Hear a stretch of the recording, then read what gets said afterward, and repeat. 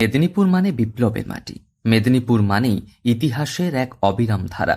British শাসনকালের অনেক আগে থেকেই এই জনপদ তার নিজস্ব ঐতিহ্যে ভাস্বর। ইংরেজরা প্রশাসনিক প্রয়োজনে মেদিনীপুর শহরকে তাদের অন্যতম কেন্দ্র হিসেবে বেছে নিয়েছিল এবং গড়ে তুলেছিল বহু স্থাপত্য। তারই অন্যতম শ্রেষ্ঠ নিদর্শন হল মেদিনীপুরের বিখ্যাত লালবাড়ি, যা বর্তমানে জেলা পরিষদ ভবন হিসেবে পরিচিত।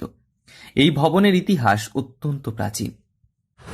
পশ্চিম মেদিনীপুর জেলা পরিষদের যে পুরনো ভবনটি রয়েছে, অর্থাৎ লাল রঙের বাড়িটি রয়েছে, সেই বাড়িটি আসলে ব্রিটিশ আমলে তৈরি।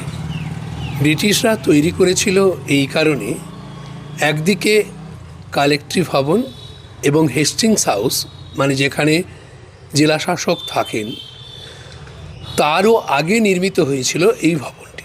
এই ভবন ছিল সেই সময়ের অবিভক্ত মেদিনীপুর জেলার উন্নয়ন বোর্ডের কার্যালয়।